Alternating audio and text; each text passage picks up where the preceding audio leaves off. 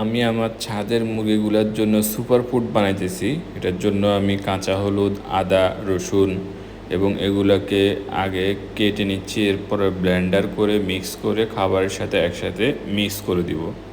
এটা মুরগির স্বাস্থ্যের জন্য খুবই উপকারী। এখানে হচ্ছে ভাতের মাড়, এগুলো এখন মিক্স করে মুরগির জন্য শাক দিয়ে একটা খাবার বানাই দিব। সাথে হচ্ছে আদা রসুনও দিব।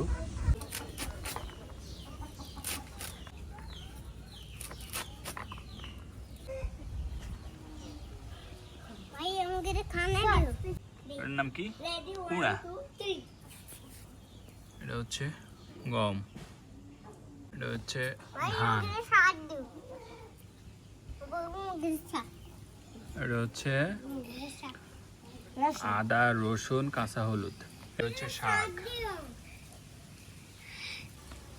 এটা দিয়ে দিলাম মিক্স করার লাগে।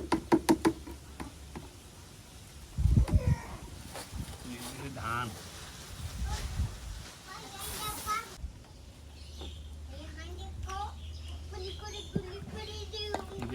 গম আর হচ্ছে শাক।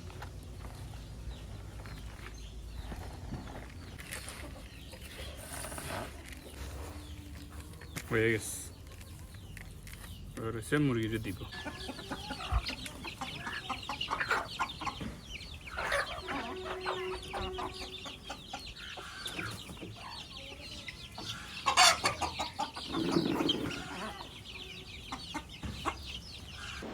এই খাবারটা আমি মুরগিকে প্রতি সপ্তাহে একবার দিই।